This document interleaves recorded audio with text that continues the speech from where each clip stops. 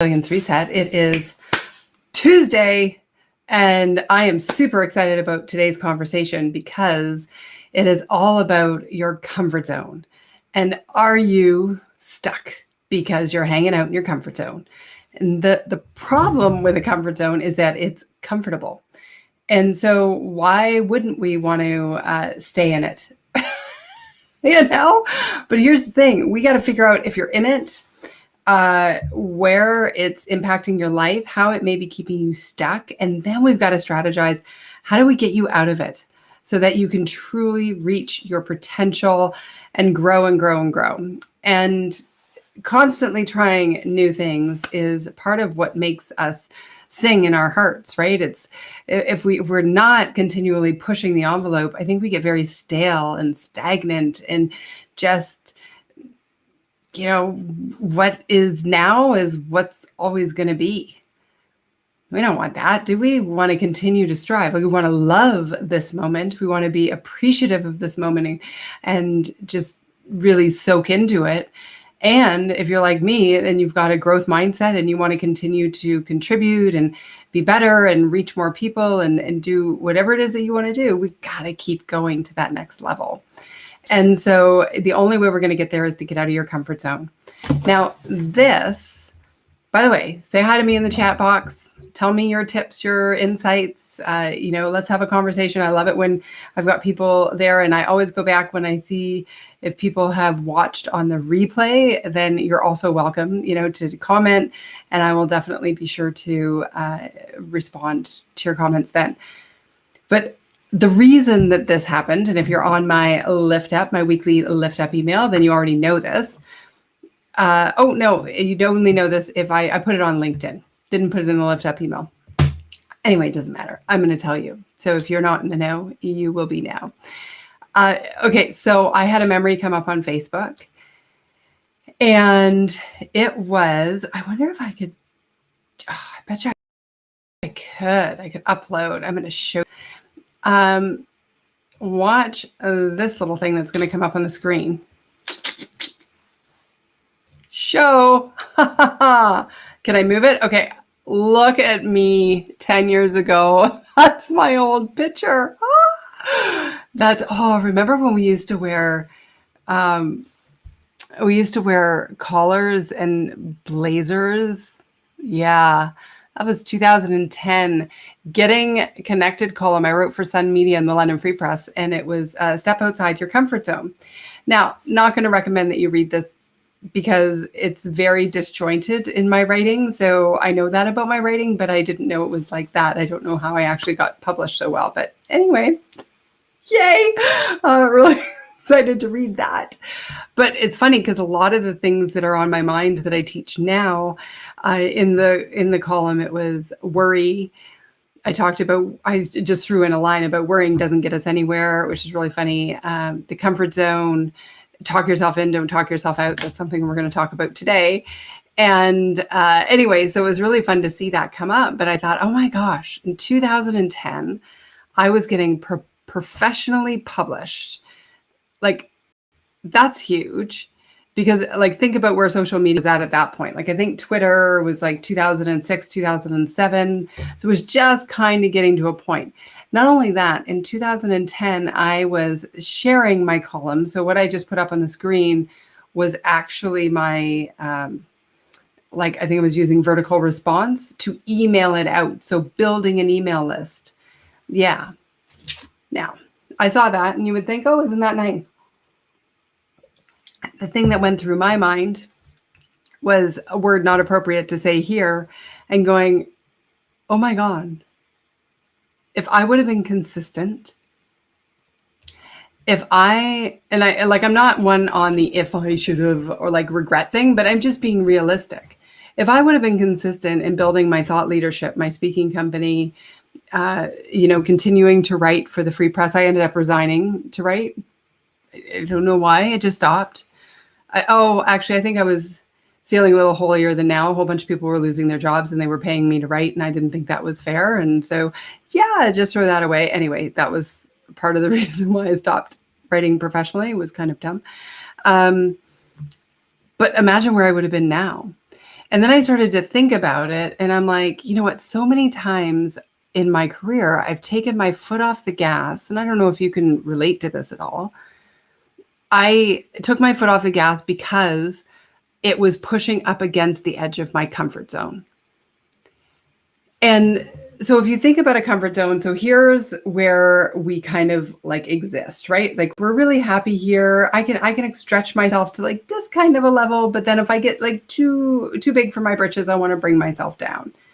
And the way that Tony Robbins talks about this, and I love Tony Robbins' work. I used to follow it more than I do now, just because I'm like learning a lot of other things right now. But I've consumed most of his content along at some point.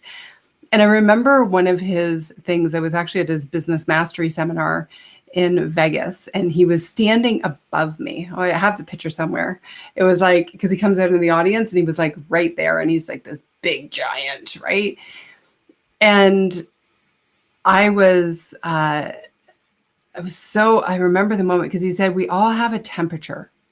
So let's say you are comfortable at 75 degrees, and that's where you want to hang out. Okay.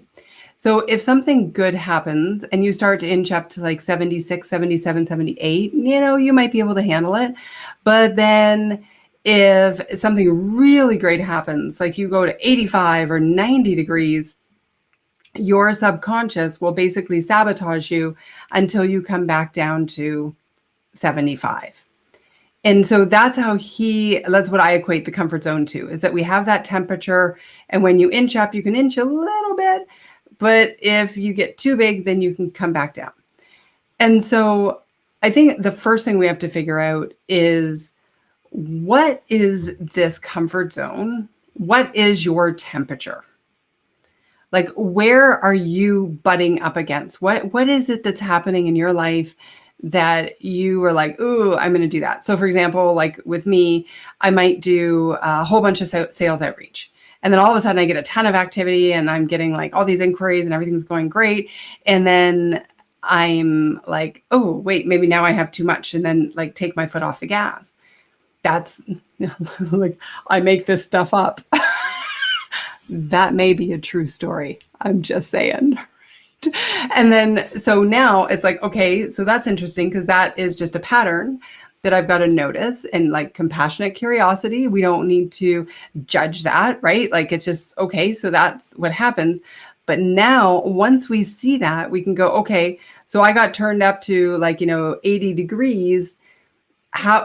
So I started to come back down to 78, 79. Oh, no, wait, I'm going to hang out here at 78, 79. It's like we need to acclimatize at this level of expectation. And then once we're acclimatized there, we've actually raised our number. We're no longer 75, we're 78. Okay. And this is like the incremental steps are huge. And it's funny because I used to talk about this, and it's like I forgot my own advice. Lo and behold, but now here it is.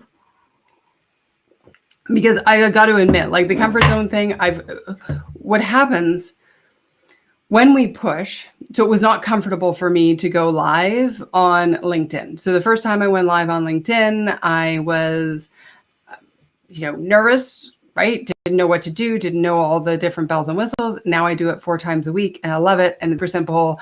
And it's not even something that I have to think about, right? I just go ahead and do it. Charity, are you sending me an actual note during this? This is awesome. Oh, yeah. Okay, good. I thought you were like, I'm like, no, put it in the chat box, but that's something else. Awesome. Okay, I just saw it pop up. Squirrel. Okay, so this is hugely important to recognize where your patterns are. And so like I was saying with LinkedIn, you can't like at the beginning, it was really difficult. So it was outside of my comfort zone. So it was a 78 degrees. So if we use this analogy, but now it's like so comfortable, it's not even an issue. And so this is the incremental piece, right? Of how do we go to that next degree, that next little level within the comfort zone, and then make that your new baseline. your new baseline for comfortable. And so there are a few things we do. Number one, recognizing where the comfort zone is. Second thing, we want to look into small steps, incremental increases. So originally when I was going to do the LinkedIn, that could be a great example we can use. I had to figure out the technology. Well, get, comfortable with the technology. Now we're at 76 degrees, right? Then go on, do it something small, right? Having, my very first one, I forget what it was actually. Should go back and, oh, no, I actually did a test. That's right. I'm like, okay, I'm just on here to see if I can do this. And then made that comfortable, right? And then I think actually, when I talk about confidence, let me grab this book. And I talk about the comfort zone, I think, in this book as well. This is the old business book. And one of the things I totally forget what I was thinking. I guess that's why you write it down.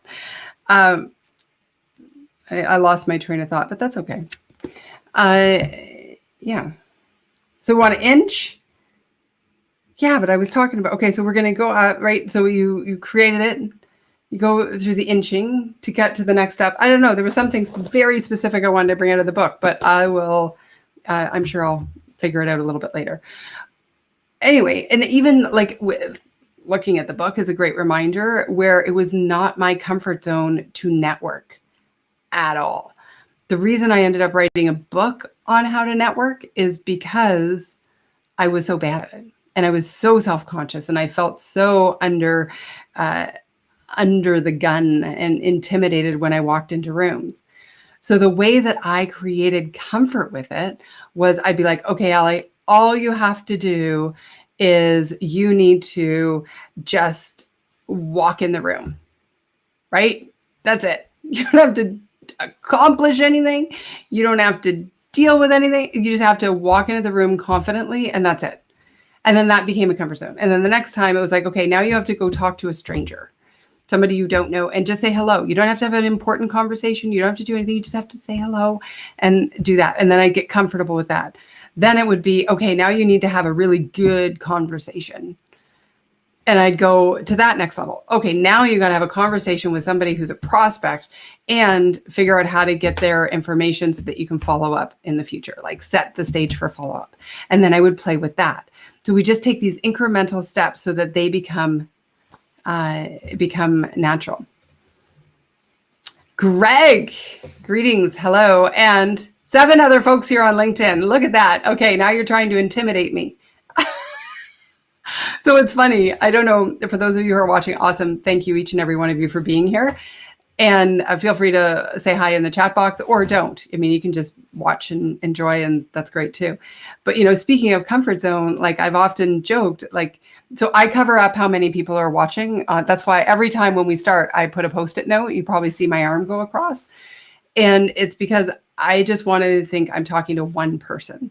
Whoever you are, that's my only focus, as opposed to having lots of people, because my comfort zone is talking one-on-one or like with an actual engagement, but when we have lots of people on. And it's really funny because I have friends who do lives and they have like 150 people on, and I'm like, I'm still inching up my comfort zone. And, sometimes it's just 3 of us, and sometimes it's, 10 or 20, right? When you put the different places together. So networking terrified Charity saying, me too. On Zoom networking and kept forgetting everyone else could see me. That's funny. Well, and turning off, I started a call today. I had to have the video off because I had my rollers in. And I was, I couldn't be on camera, but yeah. And then I was like, ooh, don't go on my mobile because it's automatic. Anyway, I digress. So, and but this is the thing, right? We do everything we've done. If you think back on your life, every new challenge you've ever taken has been outside of your comfort zone, and yet you managed to figure it out. So the key is, where are the places that you're not stretching your comfort zone and you're not growing? Let's identify those and apply the same principles, right? So part of it is breaking it down, making it super simple, and noticing the physical sensation of when you're deflating yourself to come back into comfort as opposed to pushing forward. And if you know what that physical sensation is, I know what it is for me, right? It's sort of like a falling, like a caving, like like you can't even go to that next piece, right? Like, and so when I know that's happening, now I can recognize the sensation and go, do I need to lean into this fear? Or is it a legitimate fear or a reason or something intuitive that says I shouldn't keep going? Right. And so I'm going to ask you, like, what is that sensation for you when you're sinking back into comfort as opposed to pushing forward into something new? So when we identify that, then we can be conscious of it and look at it objectively and go, do I or do I not want to participate like that? Right. So little by little, we keep pushing up. What's the sensation? And I've got to tell you a story about my original. I wrote this in that article. Again, I will pull it up just because it's so fun. Look at how young I was. Oh, with my dark hair. Actually, I'm surprised. Oh, that must have been, yeah, because that was after politics. So after the people, 2010, yeah. So I was, didn't have the blonde back then.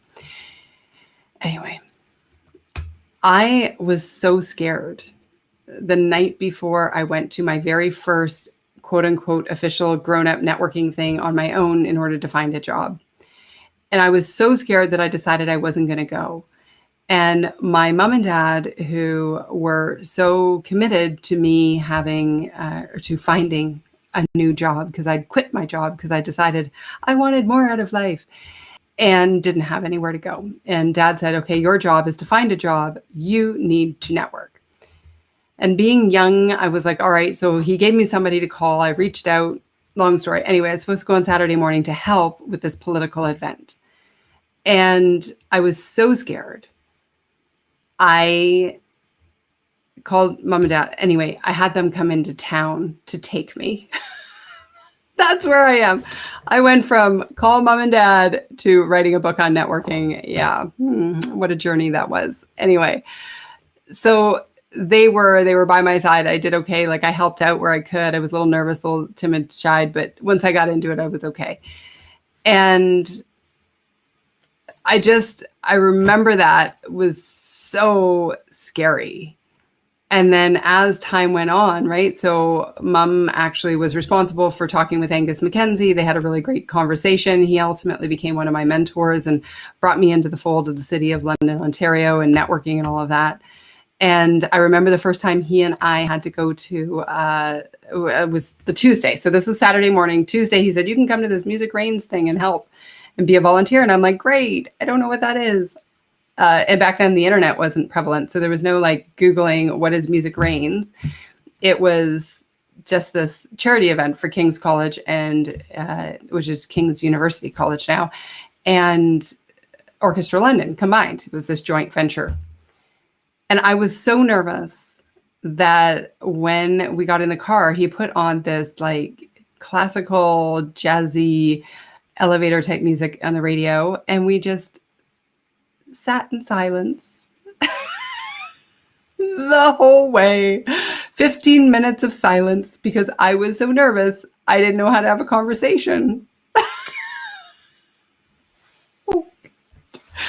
Oh, for anybody who's watching and is like, you know what?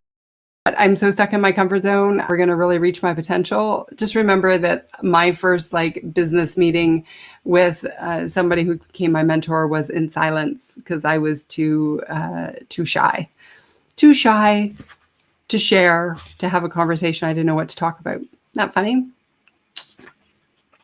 Anyway, but the comfort zone. So now if I were in a car with somebody, I'd be fine because like that's how we do it, right? We do something first. And then we grow and then we grow and we grow and we grow. And anyway, so it was that time in my life when I decided that when an opportunity presented itself, I was going to talk myself in, not talk myself out. And I'm going to challenge you to adopt the same philosophy. And I'm recommitting to the philosophy because I have played small. I have, and not necessarily on purpose, but just at times, right? Like, don't put out another video, you're putting out too much content, like whatever, trying to send back, just share it. Hope, it catches fire and it helps people, like at the end of the day. And, this idea of talking yourself in, not talking yourself out is so powerful. And I remember when I got the first column I ever wrote, The People You Know, when I went to my boss and said, oh, actually, I should back up and tell the whole story because, it's story time. Oh, maybe we'll save that story for another day. I don't know. Yeah, talk yourself in, don't talk yourself out. Because the natural tendency is to protect ourselves, to stay at 75 degrees. When I think the magic, the growth, the fulfillment, the opportunity is when we hit 80 and we make 80 our new number. And then we hit 85 and we make 85 our new number. And then we continue to keep going and growing and stretching ourselves. And if you're stuck in your comfort zone, it is, what you have now is going to be the best you've got. And actually it's probably going to diminish. So if your comfort zone is here and you don't do anything to proactively inch it up and try new things and stretch and, just go to that next level, then just because of inflation of success, I don't know, that's not really a thing, but over time, staying stagnant is equivalent of declining. Think about that. It's like if you just stay stagnant, if you don't do anything to push the rut, the, going through the motions, the sticking in our lives, if we aren't continually growing, we're basically declining. And that sucks. All right, Charity's got a comment here. I feel you. I shared minimal information. Now everyone struggles to get me to shush. That's the irony, right? No matter what shows up as an opportunity, if it aligns with my goal and objective, I gulp and leap into it and say, well, we'll see what comes of this. What an awesome attitude. Awesome. I love it. Because you know what? It's great. And you've got a shout out from Greg there saying hello too. This talking yourself in instead of talking yourself out. And sometimes it has to be the internal conversation of, I really want to talk myself out of this. And well, maybe I want to talk myself into this and talk myself out of this, and figure it out. But ultimately we just got to leap and go for it. And just, it doesn't have to be the huge thing, right? We don't have to, if it were the LinkedIn Live, you don't have to commit to doing 4 days a week live off the top of your head, right? Without barely any preparation most days. You don't need to do that. There's a lot of space in between there. Maybe it's filming a 30-second video and putting that out. And then maybe it's filming a 1-minute video and putting that out. Maybe it's writing an article and putting that out, or sharing somebody else's, or doing a thoughtful comment on somebody's post. There are a lot of things you can do to continue to grow and stretch yourself without having to take that huge leap that feels really, really uncomfortable. Because if we leap too far too fast, now I say this, but I'm all about the baptism by fire. Sometimes you just got to go in there and get her done and hope, hold your breath and let's figure out what happens.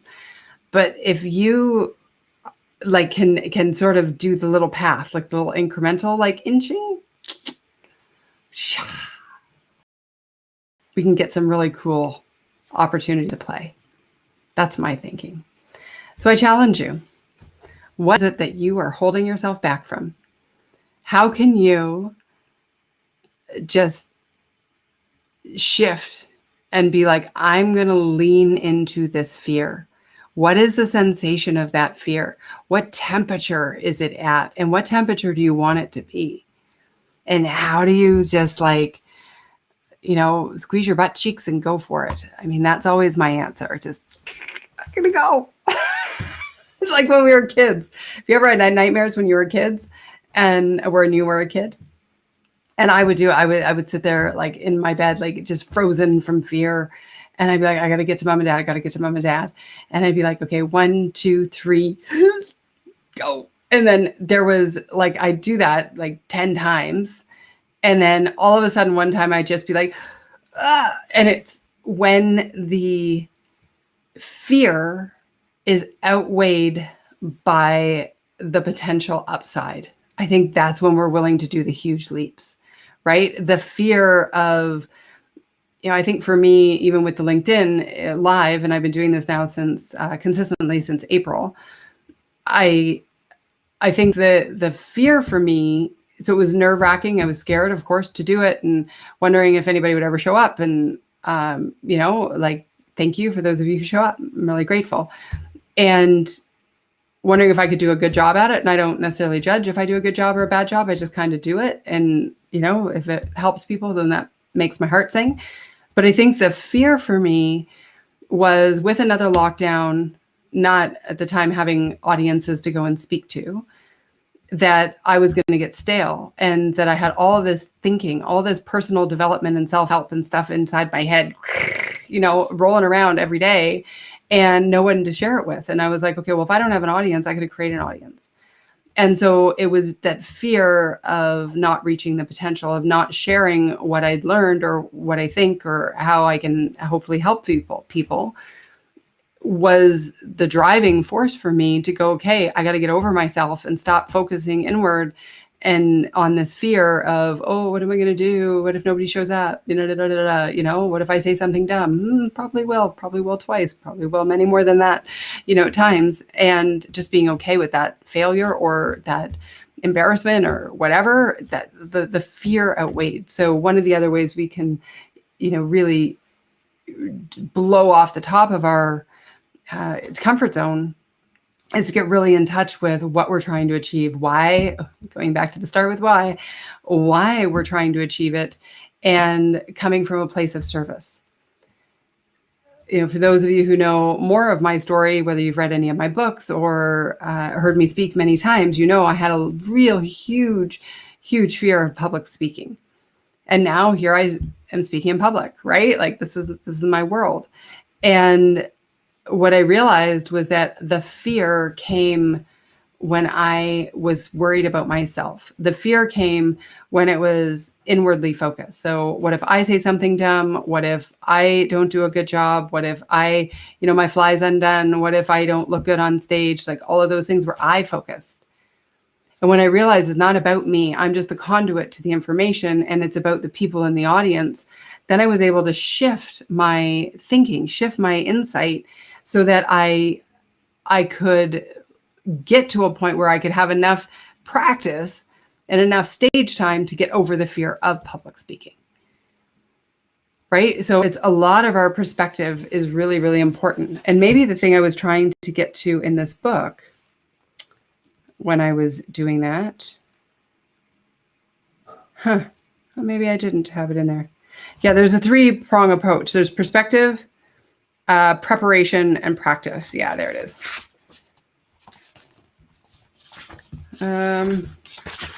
No, maybe it's not.